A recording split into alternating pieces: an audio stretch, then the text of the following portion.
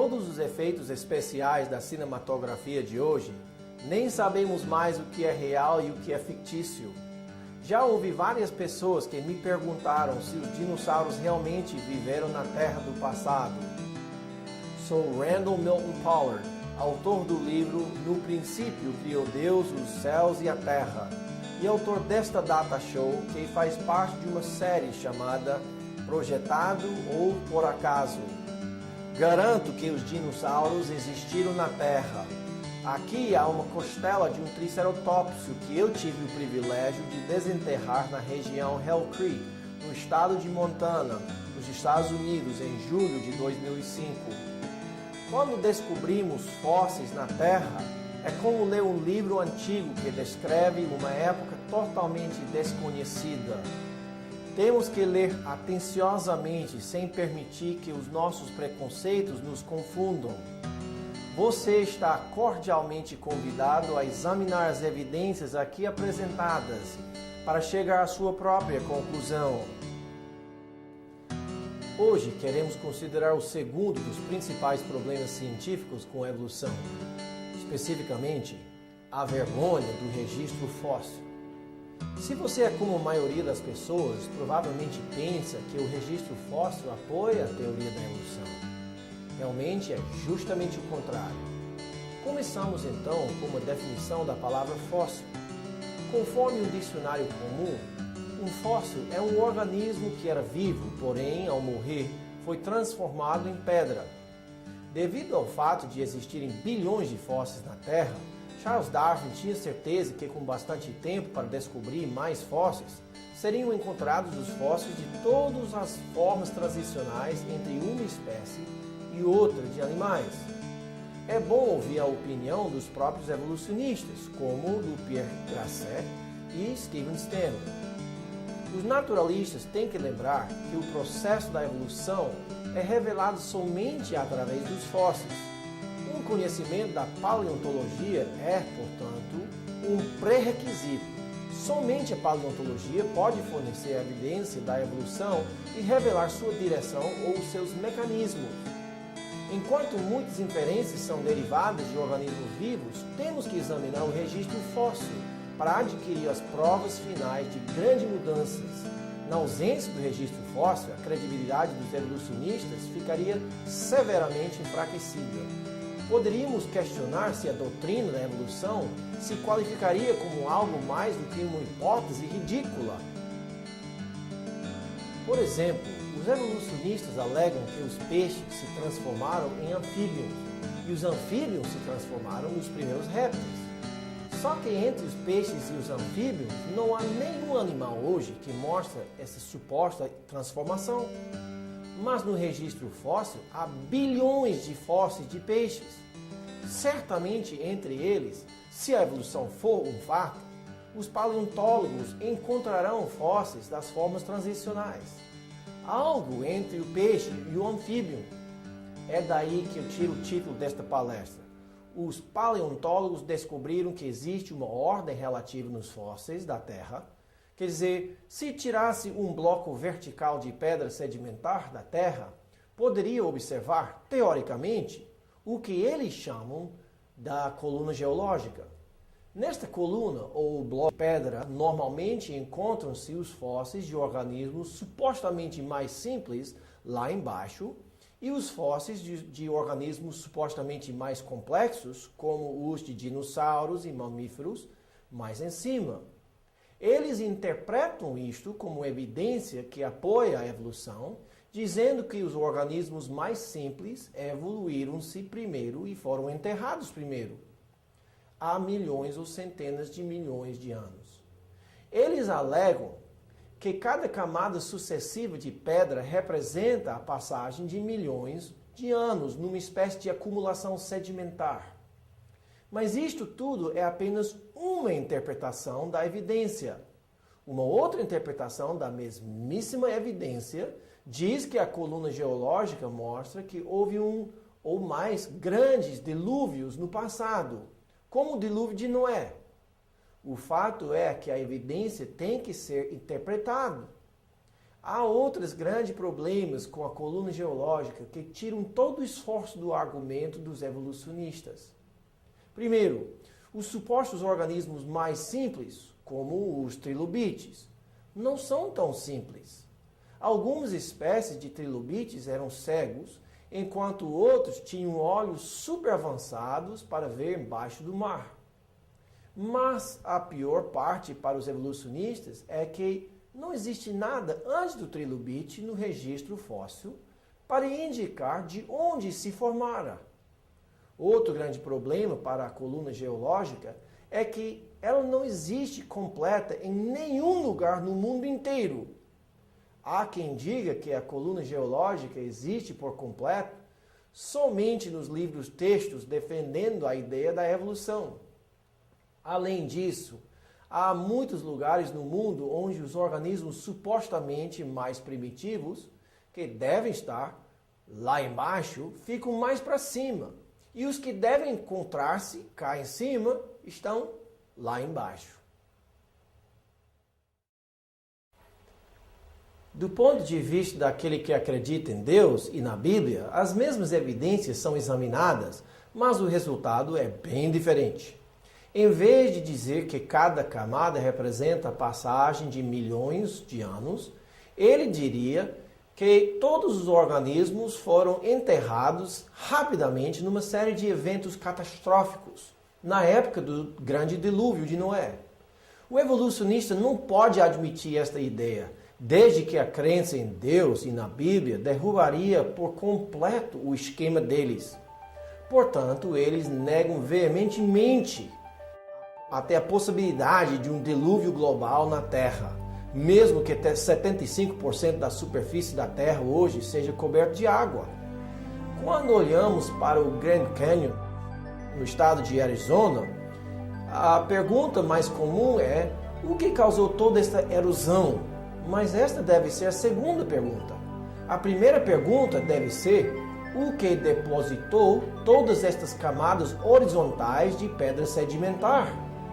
Se tivesse sido o gradualismo, por que as camadas não sofreram erosão entre elas? Porque são tranquilamente uma após outra.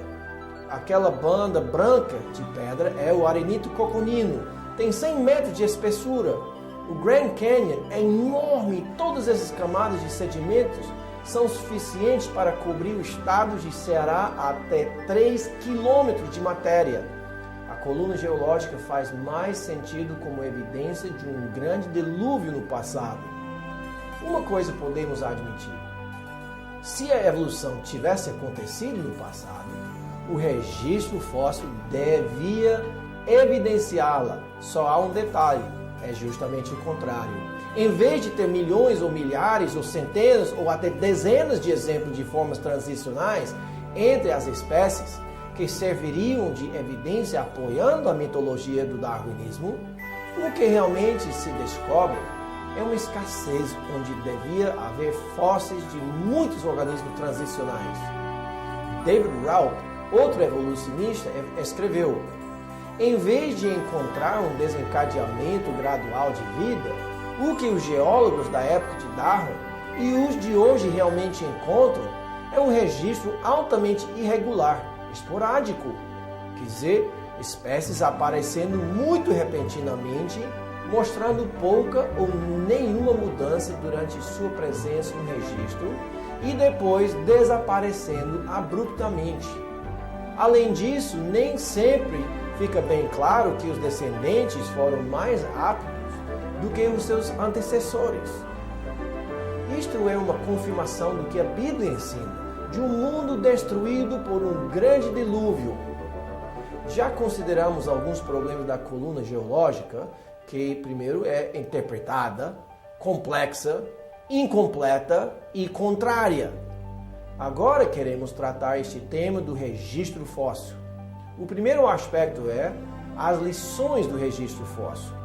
O que é que aprendemos sobre a evolução ou sobre o criacionismo baseando-nos no registro fóssil? É interessante este nome, registro fóssil. Significa que Deus nos deixou um registro de eventos do passado escrito em pedra. Para a gente não perder a lição, como é possível que para tantos hoje na comunidade acadêmica a ficha ainda não caiu?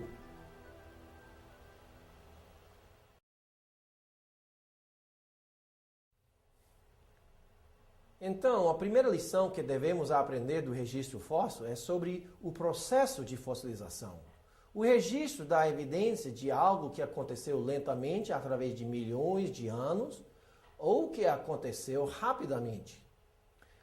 Tinha que ser lentamente porque os fósseis levam milhares e milhões de anos para se formar. É? Podemos cientificamente observar a fossilização acontecendo hoje? Como é que funciona? Se um animal morresse na mata, ele normalmente viraria fóssil? Não. Por que não? Que tal um peixe que morre no mar? Também não. O que é necessário para algo orgânico se tornar pedra? Os fósseis podem se formar hoje? A petrificação de algo requer quantos anos? Milhões? Não. Requer os produtos químicos certos na água. Engenheiros furaram um poço de gás natural no estado de Louisiana em março de 1997. Eles instalaram um cano para limpar o poço de água e gás impuro antes de usá-lo. Depois de 3 meses, o material não passava mais. Quando abriram o cano de aço, descobriram que o cano estava totalmente entupido com pedra, carbonato de cálcio. Este é justamente o material que faz a petrificação dos fósseis. Os fósseis não requerem milhões de anos, nem centenas de anos para se formar. No museu em Nova Zelândia, há um chapéu inglês petrificado, totalmente de pedra. Como é possível se a petrificação requer milhões de anos? Realmente, quando as condições são certas, a petrificação é rápida.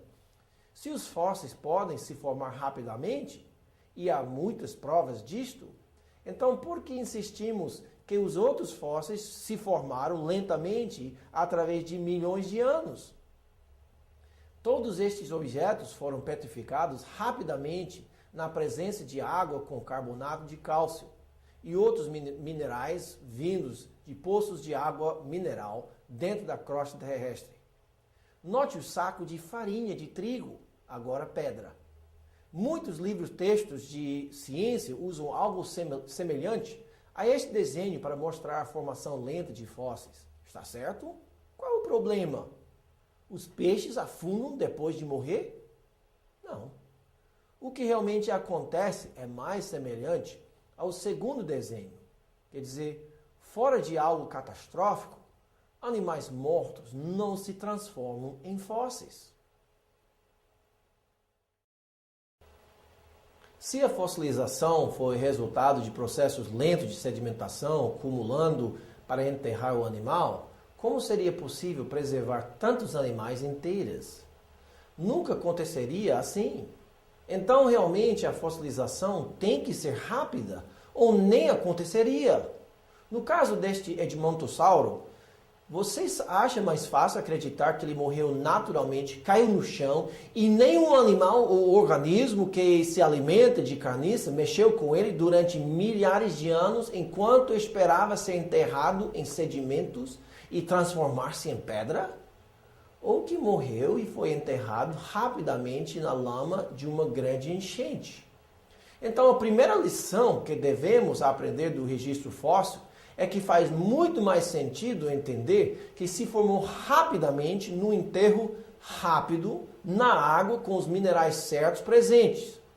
Então, a fossilização pode acontecer hoje, sim, só que não a observamos acontecendo com bastante frequência para justificar o que encontramos nas pedras. Obviamente, houve um grande matança no passado que matou e enterrou rapidamente bilhões de organismos com água e lama. 95% dos fósseis são mariscos invertebrados e os demais são principalmente peixes. Fósseis de mamíferos terrestres são extremamente raros. Aparentemente, a grande matança começou com um grande desastre nos mares. Estranho como isto combina perfeitamente com a descrição bíblica de um grande dilúvio, onde a Bíblia diz, romperam-se todas as fontes do grande abismo. A segunda lição que devemos aprender do registro fóssil é sobre o número de fósseis.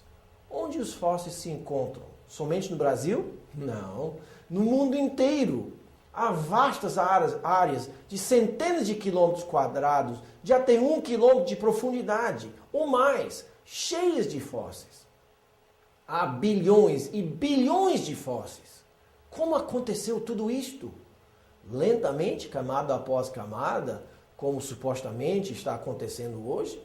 Foi isto que Charles Lyell ensinou, e toda a geologia evolucionária está baseada nessa ideia errônea, chamada uniformitarismo. Quer dizer, as camadas de pedra sedimentar foram formadas lentamente através de um processo de sedimentação, pouco a pouco, ao longo de milhares e milhões de anos. Então, os evolucionistas têm dois grandes problemas aqui. Primeiro, a quantidade de fósseis. Há muitos. Eles não estão sendo formados assim hoje. Segundo, a necessidade de milhões de anos para enterrar os organismos. A evidência não mostra isso. O que se torna óbvio para qualquer observador honesto é que o registro fóssil formou-se como resultado de uma ou mais catástrofes. Se a sedimentação fosse lenta, através de milhares e milhões de anos, algo está errado no registro fóssil. Em Scroggins, da Nova Escócia, Canadá, observamos vários exemplos do tronco de uma árvore petrificada atravessando o que seria milhares ou milhões de anos de sedimentação. Como é possível? Conforme a ideia de uniformitarismo, era necessário que este tronco de árvore ficasse na posição quase vertical durante milhares de anos, esperando a sedimentação acumular-se ao seu redor? Só há uma explicação. Estas árvores foram enterradas violentamente embaixo de muita lama e sedimentação rápida. Às vezes, esqueletos completos são descobertos quase perfeitamente intactos na rocha. Em outros casos, os fósseis estão completamente misturados e desarticulados. Você pode imaginar um dinossauro como este camarossauro, que costumeiramente chegou até uns 18 metros, sendo enterrado numa fina camada de pedra sedimentar? No estado de Utah, nos Estados Unidos, no Parque Nacional Dinossauro, num único penhasco foram descobertos tantos ossos de dinossauros que eles decidiram deixar no lugar para os visitantes verem como realmente foram descobertos. Esta camada de pedra tem uns 10 metros de espessura e é cheia de centenas de ossos de vários tipos de dinossauros. Como foi que isso aconteceu? Lentamente? Pouco a pouco? Tanto no caso destes ossos desarticulados, quanto nos esqueletos completos, se torna óbvio que isto não é evidência de um processo lento de enterro através de milhares de anos. Aconteceu rapidamente, como resultado de alguma enchente enorme no passado. O registro fóssil se torna uma vergonha total para os evolucionistas, mas combina perfeitamente com o que a Bíblia ensina. A prova mais importante de qualquer teoria científica é sua capacidade de acertar nas predições. No caso de darwinismo, se fosse a verdade, então, no registro fóssil devíamos descobrir a evidência de que um organismo evoluiu-se em outro com formas transicionais por todo lado. Se a Bíblia for correta, devemos descobrir no registro evidência de um grande dilúvio e não de animais em transição de uma espécie para outra. Vamos ver o que os evolucionistas têm a dizer em referência ao que realmente se encontra no registro fóssil. O registro fóssil conhecido não documenta um único exemplo de evolução filética que tenha realizado uma transição morfológica importante. A ausência de evidências fósseis dos estágios intermediários entre as principais transições em delineação orgânica tem sido um problema persistente e inoportuno para os cálculos gradualistas da evolução. Nenhum evolucionista verdadeiro, que é gradualista, que é adepto do equilíbrio pontuado, usa o registro fóssil como evidência em favor da teoria da evolução, em contraposição à da criação especial. E Michael Denton, no seu livro A Evolução, Teoria em Crise, diz: não é que a paleontologia tenha falhado somente em produzir os elos perdidos, os quais Darwin tanto esperava, porém, as grandes transições teóricas do modelo evolucionista, como répteis para pássaros, parecem cada vez mais uma fantástica ficção científica do que uma teoria séria.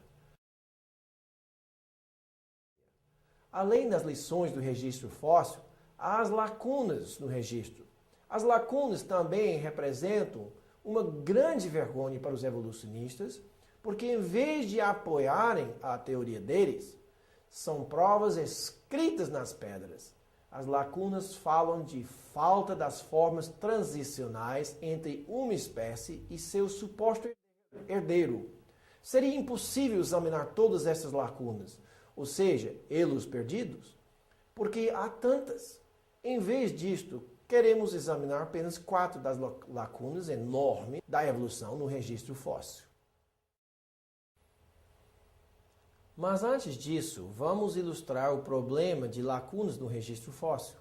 Conforme a teoria darwiniana da evolução, cada espécie de animal evoluiu de uma outra espécie que tinha características semelhantes.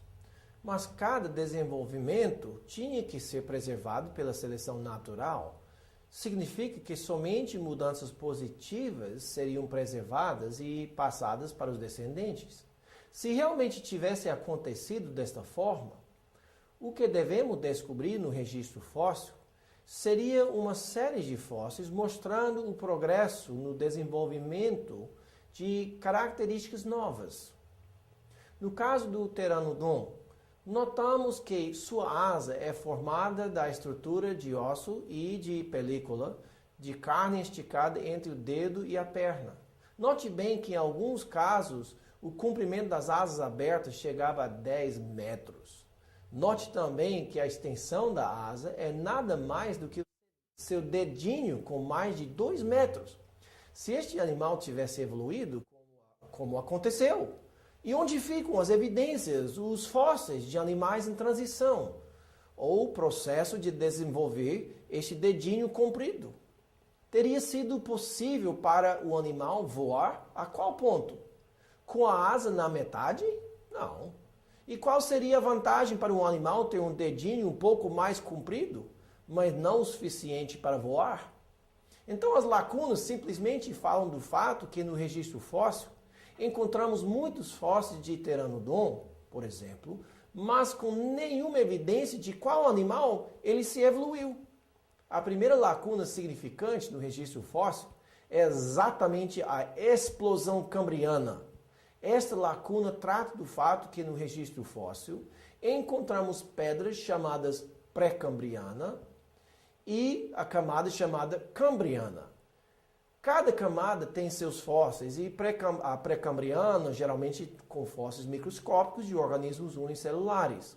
Mas de repente na camada seguinte, imediatamente sobre a pré-cambriana, há uma explosão de organismos complexos, invertebrados, como os trilobites, totalmente desenvolvidos, sem nenhuma forma transicional. Mas não são somente os invertebrados que aparecem no cambriano, e sim todos os reinos, com todos os 25 filos ou sub-reinos. Não é de estranhar, então, que os evolucionistas fiquem envergonhados com esta explosão de vida, sem nenhuma pista referente a como aconteceu. Não existe nenhuma forma transicional no registro fóssil para mostrar de onde vieram todos esses diversos grupos de organismos vivos. Eles simplesmente apareceram de lugar nenhum, quase como se tivessem sido criados do nada. A segunda grande lacuna no registro fóssil realmente faz parte da primeira, mas tem que ser mencionada. Os organismos com um esqueleto interno semelhante a nós, fazem parte do filo chamado cordata. O que é interessante aqui é que certamente seria muito fácil ver esta transição se tivesse acontecido. Imagine o fóssil de algo entre um caranguejo e um peixe. Apesar de ser uma transição enorme e que certamente teria deixado muitas formas transicionais nos fósseis, a única coisa que permanece dessa transição é a especulação dos evolucionistas. O próximo grande abacaxi para os evolucionistas é tentar explicar a evolução dos pássaros. Os pássaros apresentam dois problemas enormes e uma série de outros problemas menores. O maior problema é o desenvolvimento da pena. A maioria dos evolucionistas hoje alegam que os pássaros vêm dos dinossauros ou dos répteis. O que no dinossauro poderia se transformar numa pena? Uma escama? Um pelo? A imaginação dos artistas é impressionante, mas se a seleção natural fosse realidade, qual seria a vantagem de uma meia asa para o organismo? Não seria mais uma desvantagem do que uma vantagem? E, portanto, seria eliminada pela seleção natural. Mas, mais importante ainda, é que não existe nenhum exemplo de penas em fase de desenvolvimento no registro fóssil. Um dos mais recentes supostas formas transicionais é o fóssil de Caudipteryx, que supostamente tem penas e uma meia asa, mas conforme que os evolucionistas alegam, este foi datado e tem uns 125 milhões de anos. Mas o pássaro Archaeopteryx já teve penas, asas e certamente voava uns 25 milhões de anos antes, conforme os evolucionistas, antes deste outro que é menos desenvolvido. O nome do ave mimus mostra o desejo dos evolucionistas descobrirem um dinossauro meio pássaro. O fóssil dele indica que o animal teve 1,5 metro de altura. Imagine ele pulando de uma árvore, experimentando com as asas meio formadas dele. O pássaro, em geral, é uma maravilha de engenharia aerodinâmica, mas a asa, especificamente a pena, é fora de série. A asa do pássaro é composta de parte estrutural de carne e ossos e de parte que possibilita o voo, sendo as penas principais e secundárias de voo. Mas o problema para o evolucionista é dizer de onde vem a pena. Quer dizer, evoluiu-se de quê? Não há nada em comum com o pelo do mamífero, nem com as escamas dos répteis e dinossauros. Para acreditar que a pena evoluiu, tem que haver muita fé religiosa no materialismo. Examinando a pena mais de perto, vemos algumas das características fantásticas que não têm nada em comum com qualquer outra estrutura de organismos vivos.